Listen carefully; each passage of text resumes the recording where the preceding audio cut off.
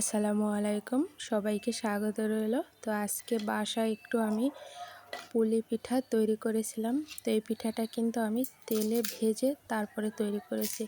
তো দেখুন তো পিঠাটা কতটা খাস্তা হয়েছে।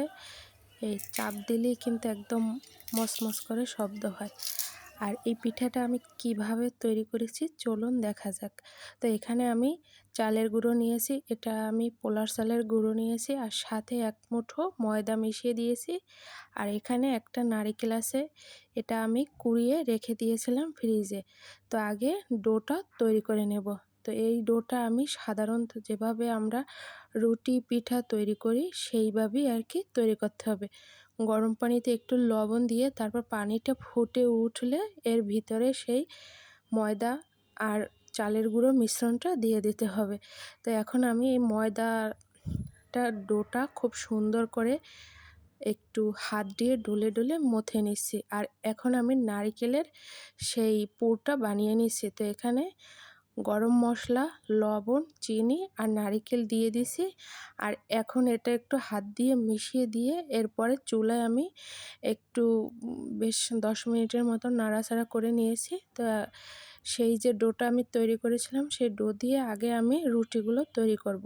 তো রুটিগুলো তৈরি করা হয়ে গেলে এরপর আপনারা চাইলে এর ভিতরে সেই খাজা দিয়ে এরপরে গ্লাস দিয়ে কেটেও তৈরি করতে পারেন, আবার এভাবে সাজ দিয়েও তৈরি করতে পারেন। তো আমার কাছে মনে হয়েছে যে গ্লাস দিয়ে কেটে বা যে কোনো কিছু দিয়ে কেটে আর কি পিঠাটা তৈরি করলে সেটা খুব সুন্দর হয় সাজের থেকে। তো যাই হোক, আমি কিন্তু দুভাবেই আর কি পিঠাটা তৈরি করেছিলাম। তো সাজেরটা দেখেন যে কীরকম হয়েছে, আর এটা আমি কেটে তৈরি করেছি। তো এটাই কিন্তু দেখতে সুন্দর হয়েছে। তো এখন আমি পিঠাগুলো ভেজে নিচ্ছি। আর এই পিঠা ভাজতে গেলে তেলটা মিডিয়াম গরম হতে হবে, বেশি গরম হলে কিন্তু পিঠাগুলো পুড়ে যাবে।